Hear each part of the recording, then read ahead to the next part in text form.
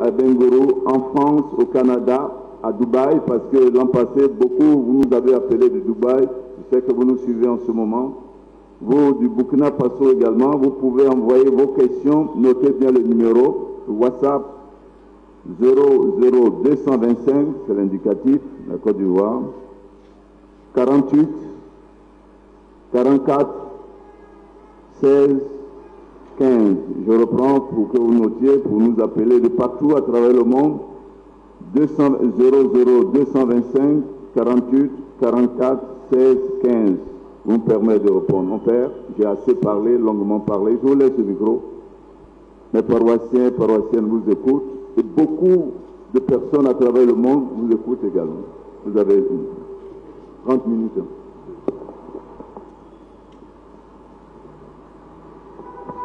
Alors, je voudrais avant tout traduire mes remerciements au père Norbert Éric Adécan, curé de la paroisse de Sainte-Famille, d'avoir bien voulu porter son choix sur notre modeste personne pour inaugurer ce temps de formation, ce temps de catéchèse, qui a pour dessein de conduire le peuple vers la Pâque du Seigneur. Alors, comme signifié dans son introduction, nous n'aurons pas assez de temps comme à l'accoutumée, mais nous osons croire que dans un exposé assez condensé, nous pourrons comprendre l'essentiel et puis au fur et à mesure poser les questions. Alors, le temps de carême, c'est un temps de grâce, c'est un temps fort, un temps qui nous invite à la prière, au partage et au jeûne. Alors nous allons commencer ces pèlerinages depuis les Sandes. Donc nous allons marcher 40 jours en nous unissant à la passion de notre Seigneur. Et quel est le but de ce pèlerinage? Le but de ce pèlerinage, c'est en vue d'une nouvelle naissance. C'est pourquoi nous allons célébrer la Pâque. C'est quelque chose de nouveau. Le symbole du nom 40, il y a ce que nous savons d'habitude, qui rappelle les 40 ans du peuple au désert, qui rappelle également les 40 jours du Seigneur au désert, dans ses tentations, mais le nombre 40, c'est aussi le symbole de 40 semaines de grossesse d'une femme. Donc, c'est-à-dire, là, nous sommes en train de marcher pour une nouvelle naissance. Quelque chose de nouveau va sortir de nous. Donc, le temps de carême, c'est un temps de gestation, et Pâques, c'est la vie, la vie en Jésus-Christ. Et le thème que nous allons ensemble partager, c'est réapprendre à partager aujourd'hui. Réapprendre à partager aujourd'hui. Le verbe partager, c'est le verbe de notre siècle. C'est le verbe de notre siècle en ce sens que, avec les médias, on partage énormément des vidéos, des images, mais l'Église nous invite à un autre partage. L'Église nous invite à un partage avec notre cœur. Si un fait est indéniable, c'est celui de l'éveil de la foi, ce printemps de la foi qui se vit un peu partout, en Côte d'Ivoire, et puis en Afrique, en Amérique latine, dans les communautés nouvelles, un peu partout en Europe. Et ce qui fera dire au cardinal Poupard, lorsqu'il a foulé le sol au cours du congrès eucharistique, la Côte d'Ivoire est la seconde patrie du Christ. On peut se joindre à cette allégation pour dire réellement la Côte d'Ivoire est la seconde patrie du Christ. Mais lorsque je revois ou je médite le thème de l'année pastorale, avec l'Esprit Saint vivant de partage et de solidarité, si notre Père archevêque nous rappelle le sens du partage et de la solidarité, cela voudrait dire qu'il y a un malaise au sein de cet éveil de foi qui peut sembler apparent. Hein. On peut dire alors que le peuple ivoirien souffre de l'éphantiasie spirituelle. Voilà. On pense qu'il est en forme, qu'il a du monde, mais en fait, il est malade, parce qu'il c'est un peuple qui ne sait pas partager. Et déjà, le 22 décembre 2014, notre bon Saint-Père, le pape François, décelait déjà les 15 maladies qui frappent la curie romaine et qui frappent l'Église tout entière. Dans ces 15 maladies, le pape décèle, il parle de l'indifférence. L'indifférence. Voilà. Alors, comment est-ce qu'on peut être un peuple éveillé et être indifférent, insensible à la charité, à la misère autour de nous? C'est à cela que nous sommes appelés à réfléchir. Hein. Déjà, notre mère, non pas notre mère, mais celle qu'on prénomme la fille aînée de l'Église, la France déjà, avait un de ses fils, Lamennais, un écrivain, en 1817, qui lui aussi s'étonnait de cette léthargie du peuple français. Comment est-ce que ce peuple, ayant été témoin de plusieurs prodiges, peut entrer dans une indifférence vis-à-vis des appels de l'Église? Voilà. On remarque aussi ici, souvent il y a des fidèles qui fuient leur paroisse parce qu'il y a une fête de charité ou parce que il y a la rentrée pastorale. Bon, heureusement qu'avec beaucoup d'ingéniosité, les pères ont résolu le problème. Maintenant, c'est entrée pastorale, surtout les doyennés. Alors, donc, les plus endurcis vont carrément rester chez eux à la maison. Ils ne vont pas venir, ils vont se priver du dimanche. Alors, comment est-ce que nous pouvons apprendre à partager ce que nous avons? Le temps de carême est un temps de grâce qu'il faut mettre à profit, et ce qui me chiffonne, me chagrine, c'est que beaucoup de chrétiens passent à côté de ce temps. Parce que pour les chrétiens catholiques, ils résument le temps de carême au jeûne. Et encore, ils confondent le jeûne prescrit par la conférence avec le jeûne musulman. Moi, j'ai un ami qui m'a appelé hier, il m'a dit, mais mon père, à quelle heure on rompt le jeûne? J'ai dit, mais nous les chrétiens catholiques, on va rompre le jeûne le samedi saint à 16h. Il a commencé hier, il prendra fin le samedi saint à 16h. Ça n'a rien à voir avec le jeûne musulman, 4h, 6h, 18h, non. C'est pas ça. Il faut apprendre à être, il ne sert à rien de vous priver de nourriture si vous ne savez pas donner. Les pères de l'Église nous disent, vaut mieux au jour de jeûne prendre un verre d'eau avec humilité que de jeûner avec orgueil. Voilà. Il y a ceux qui pensent que le temps de carême, c'est une compétition, où pour le moment, le champion, toute catégorie confondue, c'est Jésus-Christ. Alors il faut le battre. Il y avait d'autres même qui vont jeûner jusqu'au temps de l'octave. Non. Comment est-ce que nous devons réapprendre à partager? Il faut qu'on puisse guérir de l'avarice. Ça, c'est une plaie qui mine notre Église. On parle d'avarice quand il y a excès. Donc c'est celui qui en a un peu trop, qui est invité à partager. Nous avons écouté l'évangile du mercredi décembre, et le Seigneur nous a donné les 3 points qui doivent gouverner ce temps de carême: l'aumône, la prière et le jeûne. Vous voyez, il commence par énumérer. Et il cite d'abord l'aumône. C'est pour dire l'importance de savoir partager ce que l'on a.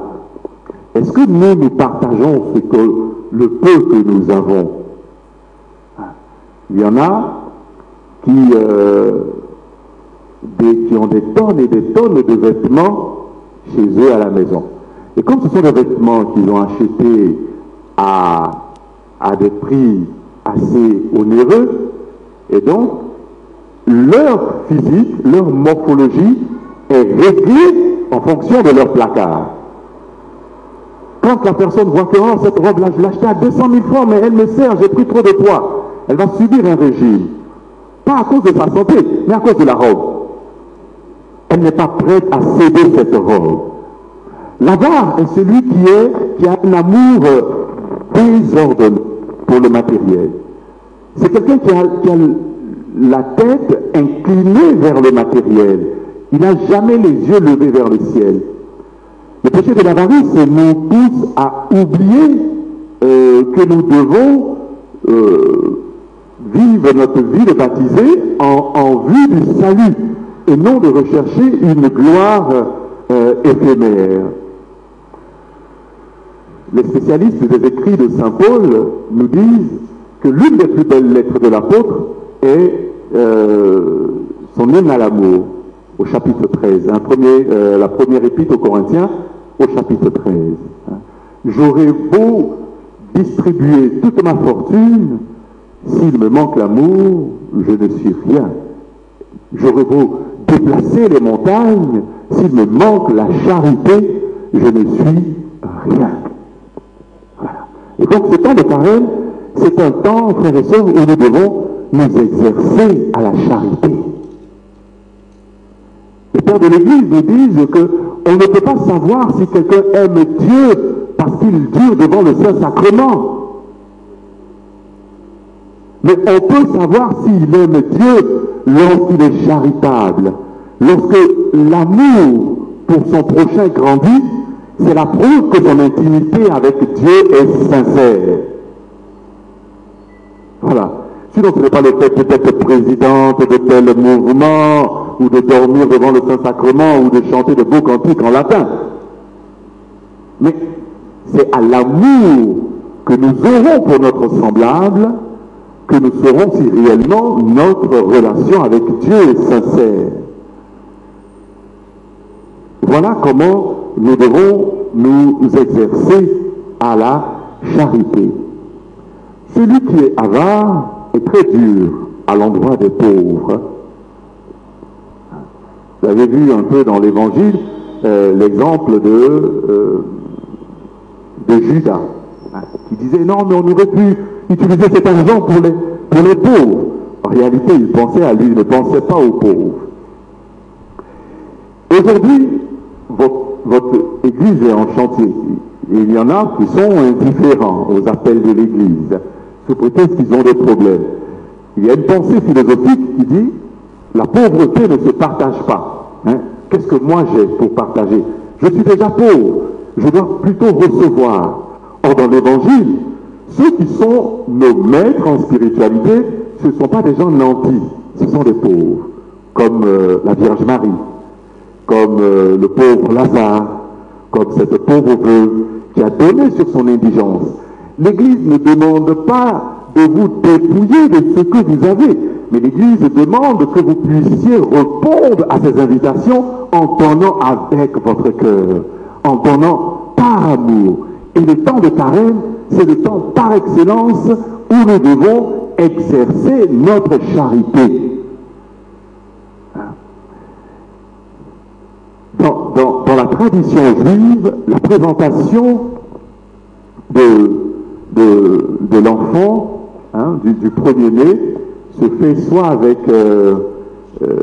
des tourtereaux ou avec un agneau, pour ceux qui sont nantis.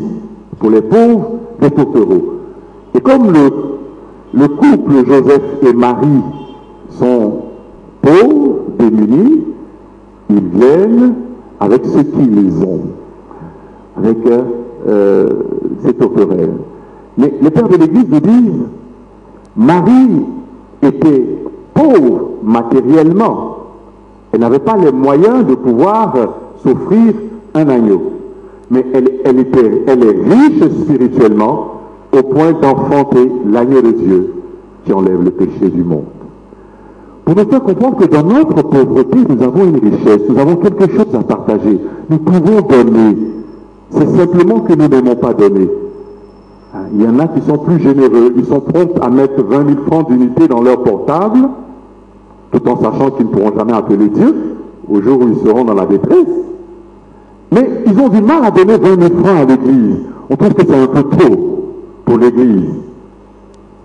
Ce qui convient pour l'église, ce sont les 2 pièces de l'évangile. Non. C'est celui qui donne avec son cœur. Donc, ce temps doit nous permettre, frères et sœurs, à revenir sur l'essentiel, guérir de notre avarice et apprendre à aimer. Le pape Paul VI, dans son encyclique Ecclesiastiam, rappelait ceci.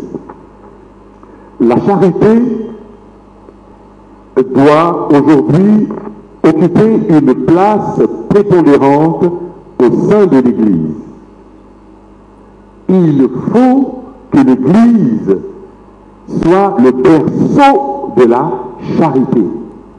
Et quelques années plus tard, le pape Jean-Paul II va contresigner de son sang les paroles de Paul VI en pardonnant à celui qui a tiré sur lui. L'heure aujourd'hui est à la réconciliation en Côte d'Ivoire. Si nous devons réapprendre à partager, il faut faire entrer la charité dans la politique. Il faut réellement pardonner nos offenses. Il faut que les politiciens apprennent à être charitables, que les richesses ne soient pas partagées à un parti politique, mais redistribuées en toute équité. On a besoin d'une théologie de la charité.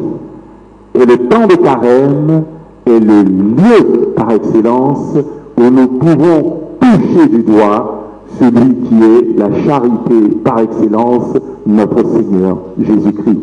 Que l'Esprit Saint nous conduise tout au long de ce temps de carême pour changer nos cœurs de pierre en un cœur de chair, que nous puissions apprendre à aimer au-delà de nos préjugés, au-delà de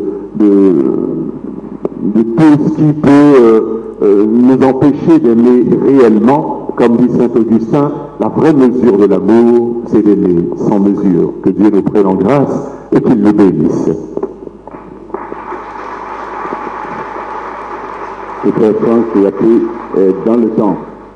Et vous l'avez vu, hein, il a préparé beaucoup de feuilles pour nous, mais comme nous sommes tenus par le temps, et moi je l'ai vu enlever beaucoup de parties, mais tu as dit l'essentiel. Tu as commencé par nous dire, mon père, que le partage, c'est le mot clé de ce siècle, hein, parce qu'à travers les médias, à travers l'antique, et nous partageons beaucoup. Mais l'Église nous apprend et nous réapprend à partager selon le cœur de Christ. Voilà. C'est ce que tu as dit. Tout à fait. Et tu as insisté un peu sur l'avarisme et tout cela, ce qui constitue un frein. Un frein qui est un péché capital. Un péché. En tout cas, merci beaucoup, félicitations. Merci. Alors, chers amis, vous avez encore 30 minutes pour poser des questions au Père. Il est à votre disposition, comme nous l'avions fait l'an passé. Ceux et celles qui veulent poser les questions, vous venez ici pour gagner du temps. Pour gagner du temps, là on sait qu'il y a 5, il y a 10 personnes, on pourra gérer le temps. Et on laissera la parole aux conférenciers. Ceux et celles qui veulent poser les questions d'éclaircissement peuvent venir ici. Là, déjà. Ouais, docteur, tu diras ton nom. Bon, on commence avec toi, peut-être que la petite vient en mangeant. Après toi, tu te présentes rapidement et puis tu... Moi, c'est Dr Boadi, Anissé. Je suis à la retraite. Bon, pour dire quoi, je vais revenir un peu sur le côté purement matériel.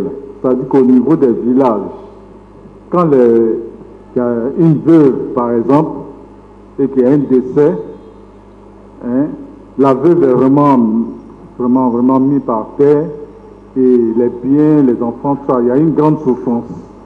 Hein. à ce niveau-là, est-ce que l'Église vraiment peut vraiment impacter, c'est-à-dire l'Église peut vraiment influencer beaucoup les familles, parce que les veuves souffrent, les enfants souffrent, le partage est vraiment inéquitable. Alors donc il faudrait que l'Église, pour l'inculturation, pour la sensibilisation, pour le bien fondé dans les familles, il serait intéressant, n'est-ce pas, de trouver une plateforme pour que vraiment l'héritage se fait de façon homogène. Merci. Alors, comme pour le moment, il n'y a personne, tu vas répondre directement à cette question, on attend que les gens viennent. Je demande aux conférenciers de venir ici. Oui, Gérald. Vous allez poser votre question. Je suis Alexis Passideto, je suis agriculteur. Le père a parlé tout à l'heure d'avarice. Et moi je dis, est-ce l'avarice ou est-ce la peur du dénuement? On dit, j'ai un peu, si je m'avais donné ça, est-ce que demain j'aurais? Est-ce que demain je ne manquerai pas de tout? Alors, est-ce que ce n'est pas plutôt un manque de foi? Vous avez noté, hein? Alors, pour la question à cause de la télévision, puisqu'on vous filme, vous regardez la télévision directement. D'autres questions? D'abord, la première question, en ce qui concerne la tradition, les traitements infligés aux veuves, est-ce que l'Église ne peut pas impacter la tradition? L'Église a commencé depuis un certain temps, à travers ses prêtres, à réfléchir sur le sujet des veuves, hein, pour améliorer un peu les conditions de veuvage et autres, etc. Mais l'Église ne peut pas s'immiscer dans le partage des biens de l'héritage. Hein. C'est ce que le Seigneur lui-même a dit, qui m'a établi juge pour vous. L'Église peut donner un enseignement sur la charité, sur le respect de l'autre, le respect, le droit des veuves, des orphelins et autres, etc. Mais elle ne peut pas s'immiscer en qualité de juge ou de notaire pour redistribuer les biens. Mon père, si on pense, c'est les chrétiens même qui sont à l'avant-garde de cette façon de faire, en maltraitant la veuve, c'est les chrétiens. Alors l'Église peut influencer ces chrétiens-là, essayer, on parle d'inculturation, d'inculturer justement cette manière de faire, comment chasser ces pauvres femmes qui ont travaillé durement avec leur époux, ils ont bâti des choses, à la mort de l'époux, on chasse. Tu connais cette pièce de M. Boigny, Les mains vides. On chasse les veuves, les mains vides. Je crois que c'est ce que le docteur Sam nous dit. Est-ce que l'Église peut inculturer, essayer d'influencer justement ces chrétiens qui agissent ainsi? Bien sûr, puisque un enseignement est déjà donné, il y a des pères qui ont mis des livrets à la disposition des paroisses. Nous trouvons ce genre de cas dans les paroisses rurales. Donc, petit à petit, un travail est en train d'être fait. Hein. On peut déjà citer le père Zrabi du diocèse de Daloa, qui a déjà commencé un travail énorme à ce sujet, et puis d'autres prêtres également qui lui ont emboîté le pas. Donc nous pensons qu'avec la grâce de Dieu, on pourra apporter un traitement meilleur aux veuves. La deuxième question sur l'avarice, est-ce que ce n'est pas une question de peur, un manque de foi? Moi, je pense que ces personnes qui ont peur de donner n'ont pas réellement rencontré le Seigneur. Saint Bernard disait, j'ai tout reçu quand j'ai tout abandonné. Quand on apprend à se donner gratuitement au Seigneur, quand on sait ouvrir la main, on reçoit énormément. Ceux qui ne savent pas donner n'ont pas rencontré véritablement le Seigneur. Le cardinal Lustiger disait, on n'a pas besoin d'enseigner à celui qui a rencontré le Christ comment mettre la main à la poche.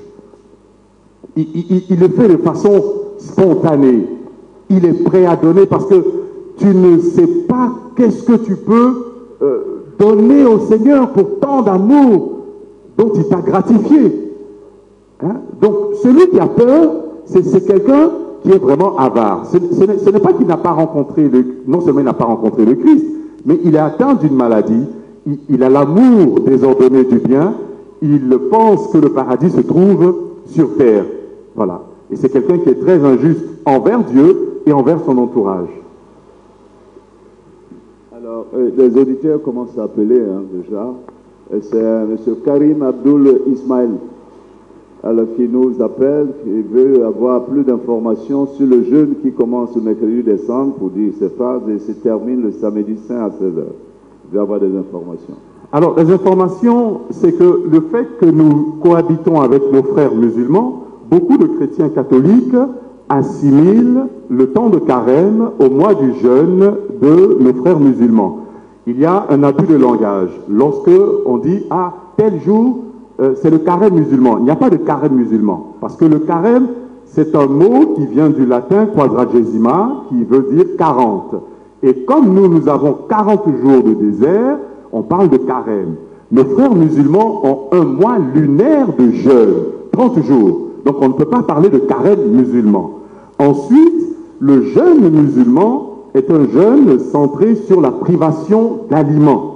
Et ils ont des horaires, je crois, de 4 heures à 18 heures. Le jeûne chez les chrétiens catholiques est défini par la conférence épiscopale. Ce n'est pas se priver de nourriture de 6 heures à 18 heures. C'est d'avoir une table frugale, légère. C'est-à-dire, le mercredi décembre, je peux sauter mon petit déjeuner. À midi, manger que du riz, il n'y a pas de sauce, il n'y a pas de viande, il n'y a rien. C'est un jeûne. Mais nous, on pense qu'on doit jeûner comme les musulmans. Donc, beaucoup font ça. Ah, je vais descendre, je vais... Non. Donc, comme nous n'avons pas d'horaire, on commence le mercredi décembre et on termine cette période ascétique le samedi saint. Et le pape François nous a donné 15 manières de jeûner. Il parle de faire jeûner le jeûne des paroles blessantes, des mensonges, par exemple. C'est des jeûnes. Ça aussi, c'est un jeûne. Ceux qui aiment beaucoup critiquer. Il faut savoir faire un jeûne de la langue. Saint Augustin nous dit, depuis que le péché est entré dans le monde, nos sens ont été pervertis. Donc au cours du temps de carême, nous devons purifier notre regard, parce que les yeux ont convoité le fruit interdit. Nous devons purifier le toucher, parce que nos parents Adam et Ève ont touché la pomme. Nous devons purifier notre langue, parce que nous avons goûté à ce fruit interdit. Donc, il y a ce jeûne des sens que nous devons aussi faire. Il ne faut pas limiter le jeûne ou le temps de carême à la privation du repas.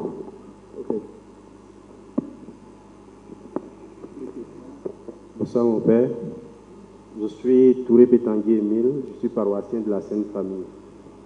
Alors vous parlez de partage.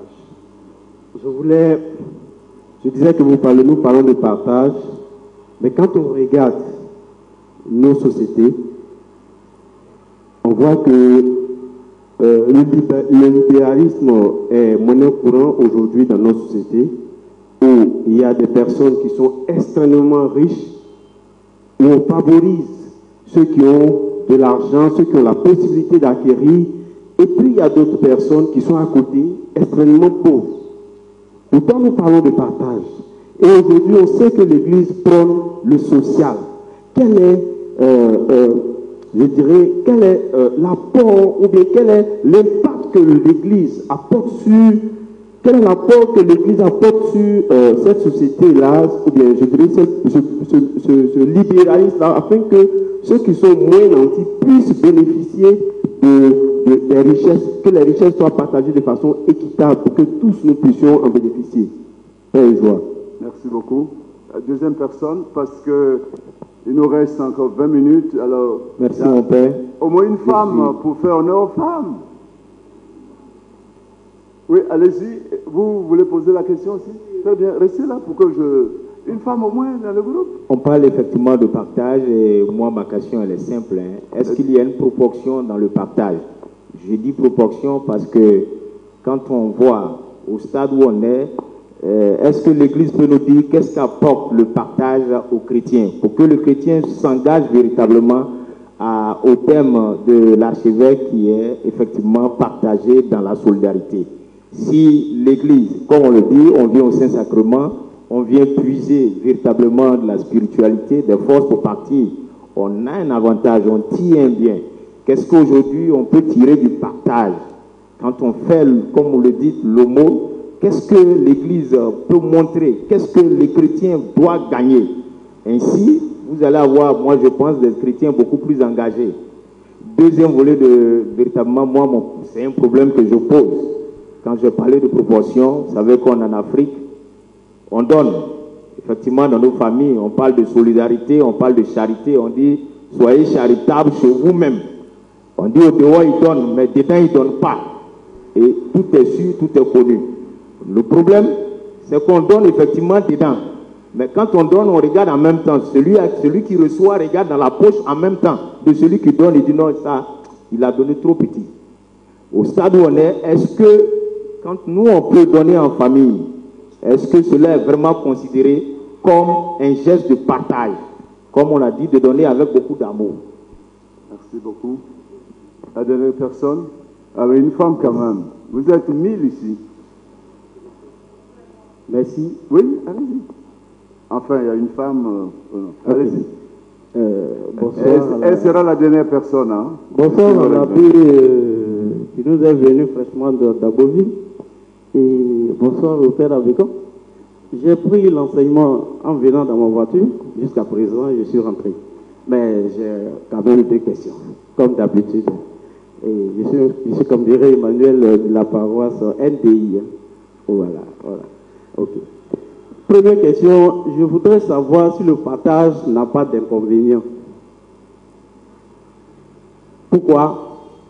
Parce que selon la Bible, les premiers chrétiens, les premières communautés mettaient tout ensemble, disait la Bible, et continuent de le dire, et on partageait cela. Est-ce que certains ne se croient pas malins au point de se livrer à l'oisiveté, à la paresse, ayant poussé Saint Paul à dire, quelque part, que celui qui ne travaille pas ne mange pas non plus? Donc, je me demande, est-ce qu'il n'y a pas d'inconvénient au niveau du partage, toujours partager, est-ce que ça n'a pas créé des indolents, des paresseux? Voilà. Si vous pouvez nous éclairer un peu. Deuxième question, je vais m'attaquer au thème de l'année pastorale. Parce que j'ai une zone d'ombre que je développe depuis. Je me demande si le thème de l'année pastorale n'est pas insuffisamment présenté. Alors, en écoutant votre enseignement, vous avez dit que de nos jours, on parle de réconciliation en Côte d'Ivoire. La réconciliation n'a pas de religion. C'est tous les Ivoiriens qu'on cherche à réconcilier. Bien, donc le thème pastoral qui dit que vivons de partage avec l'Esprit Saint. Bien, je crois bien, c'est l'essentiel.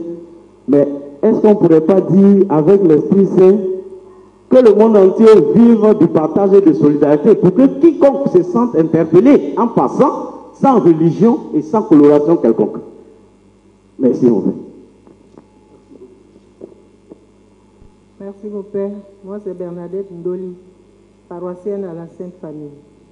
Le père a souligné 15 maladies dans l'Église. Il a cité pêle-mêle l'indifférence, l'avarice.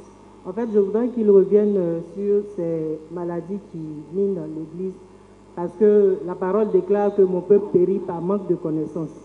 Peut-être que nous côtoyons ces maladies-là sans savoir exactement que ce sont des maladies que nous côtoyons. Je voudrais qu'il les cite rapidement pour qu'on puisse savoir quelles sont ces maladies qui minent véritablement l'Église. Merci. Merci beaucoup. Avec notre sœur, nous terminons ainsi que de ceux et celles qui posent des questions. C'est dommage, nous sommes tenus par le temps. Mon père, je vous laisse le micro. Merci. Alors,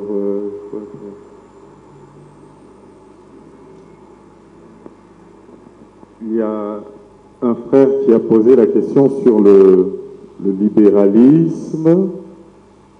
Est-ce qu'il ne faut pas repartir les richesses de façon équitable pour résoudre le problème de la pauvreté et qu'est-ce que l'Église apporte pour que le monde soit beaucoup plus juste.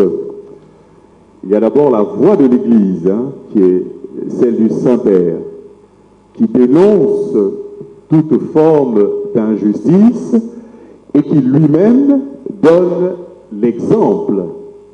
Aujourd'hui, on a un pape qui montre son amour pour les pauvres. Il essaie, avec ses maigres moyens, de guérir les maladies dont souffre l'Église, parce que c'est vrai que nous pouvons prêcher la pauvreté et nous-mêmes donner un exemple contraire à ce que nous annonçons.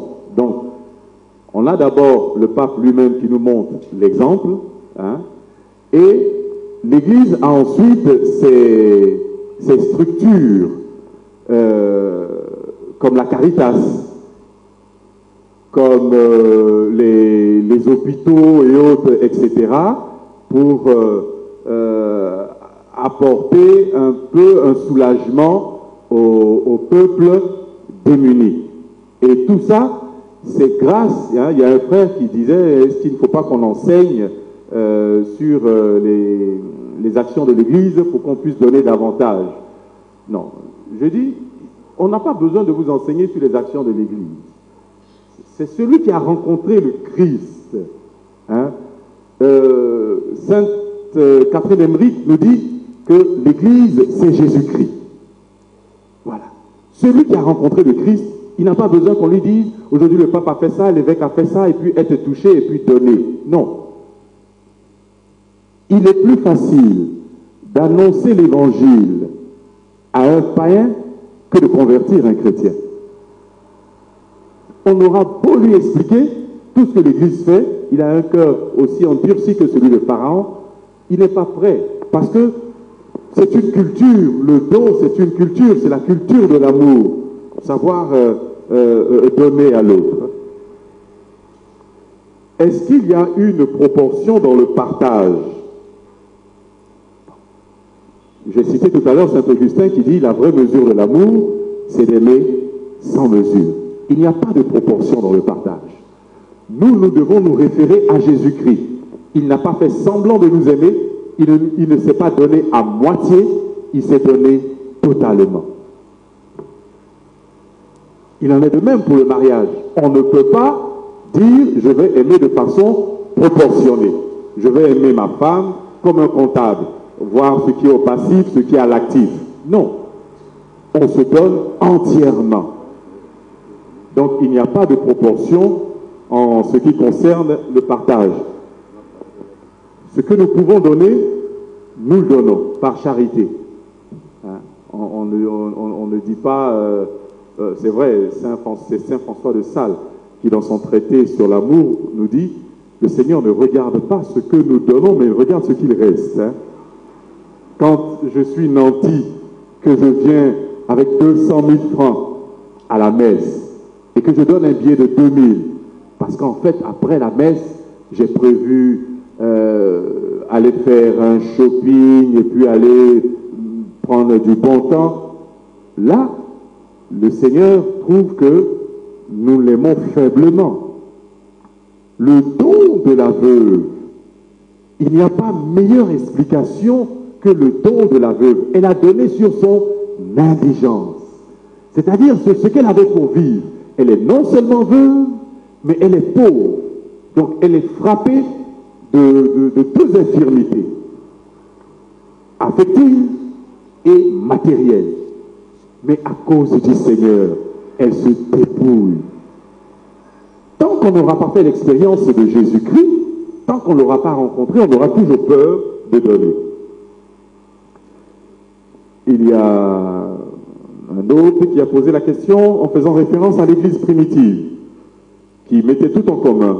Est-ce que le partage n'a pas d'inconvénients nous pousse au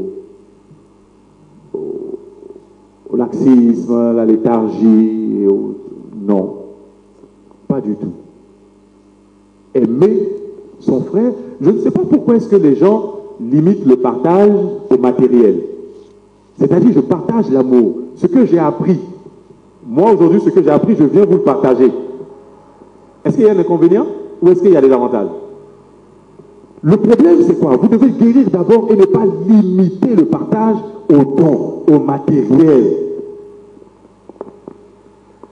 Le partage, ce n'est pas seulement le matériel. Il faut partager ce que tu connais avec l'ignorant. Ça fait partie des exercices spirituels des œuvres de la charité. Il faut savoir donner de son temps aux autres. Ça fait aussi partie du partage. Sacrifier de mon temps pour être avec l'autre. Il ne faut pas limiter seulement le partage au matériel. Donc il n'y a pas d'inconvénient. Lorsque la communauté primitive mettait tout en commun, c'était vraiment pour qu'on puisse reconnaître qu'ils vivent de l'amour de Dieu. Hein? Quand on vous verra, on reconnaîtra que vous êtes mes disciples à l'amour.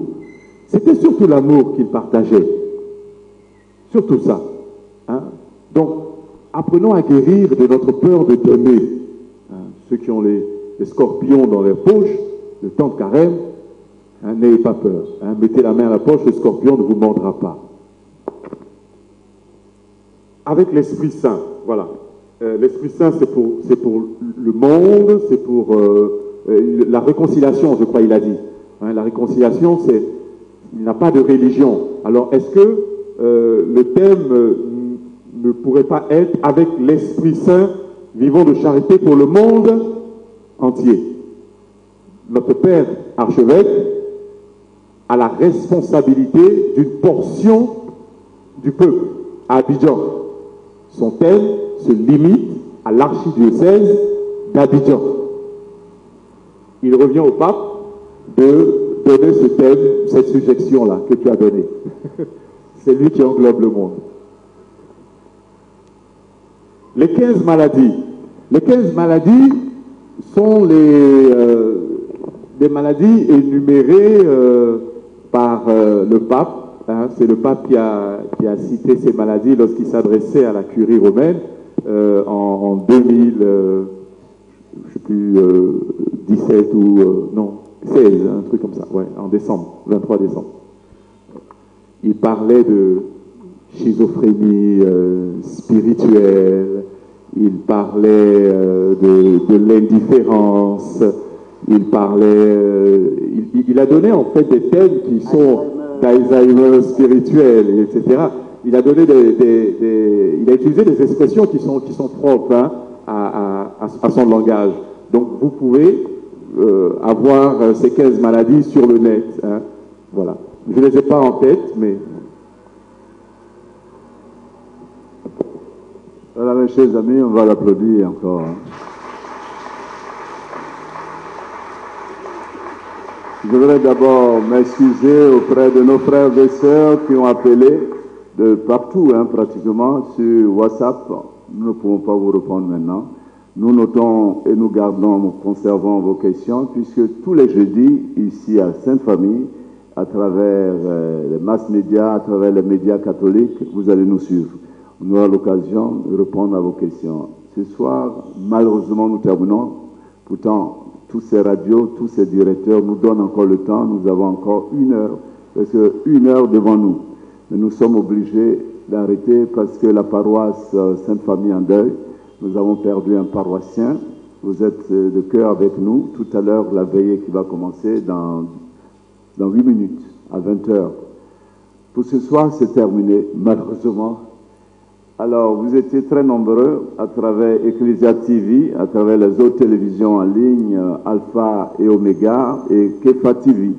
Vous nous avez suivis en direct.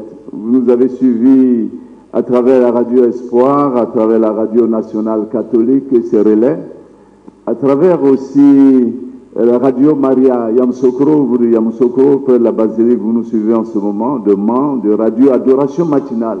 Vous nous avez suivis à travers tous les médias À travers le monde entier, vous étiez de cœur avec nous. Nous terminons malheureusement maintenant, alors que nous avons encore beaucoup de temps devant nous. Nous avons rencontré pour vous, pour cette conférence inaugurale, le révérend Père Franck Stéphane Yapi du diocèse d'Abbeville. Mon père, vous êtes aussi aumônier de la pastorale des jeunes. Hein, et vous êtes aussi dans le pôle de communication hein, du diocèse. Le diocèse est chargé de communication. Vous êtes très chargé. Hein. Et vous partagez votre expérience aux autres. Oui, avec mes cadets, j'apprends aussi avec mes aînés, voilà. Avec le père Augustin. Voilà. Donc, alors tout en donnant, on reçoit, donc on apprend, on partage. Oui, plus on donne et plus on reçoit. Hein. Il y a un proverbe hindou qui dit le ventre se nourrit de ce qu'il reçoit et le cœur se nourrit de ce qu'il donne. Voilà. Alors, tu sais que celui qui coordonne toutes ces conférences, l'an passé et cette année encore, c'est Vincent Sarré qui est ici. Hein. Il a mal aux pieds, mais il partage son temps. Et, oui, il est formidable. Pour le travail qu'il fait. Vincent Sarré. Il partage à la manière de l'Église et il partage aussi à la manière du monde, hein, avec les réseaux sociaux. Il m'envoie les partages sur WhatsApp. Et Vincent qui coordonne tout cela.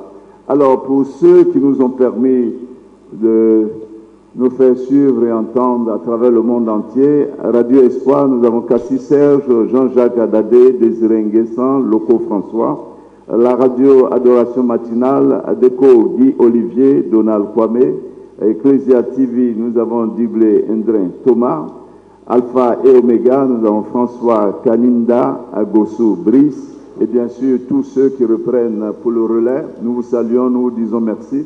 Nous vous attendons pour le jeudi prochain.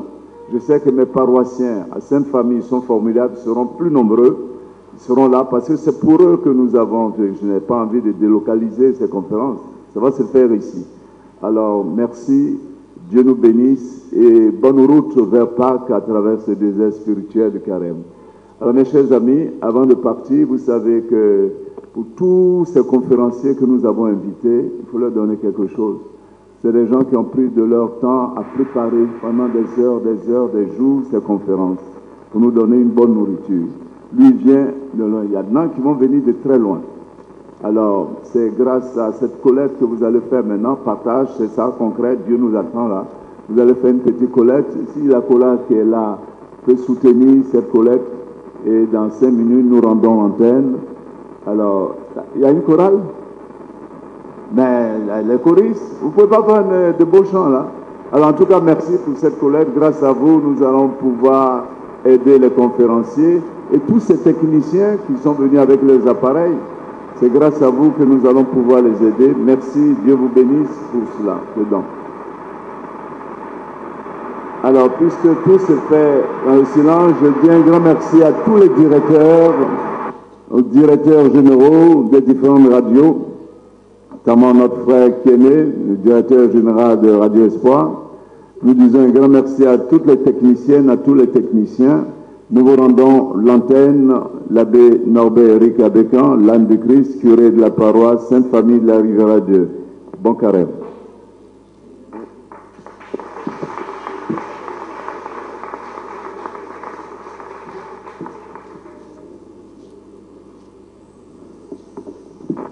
Alors, on a coupé la radio, mais tous ceux et celles qui sont venus aussi pour la veillée, on préparait puisque dans 5-6 minutes, nous commençons la veillée pour notre frère, Papa Yapo.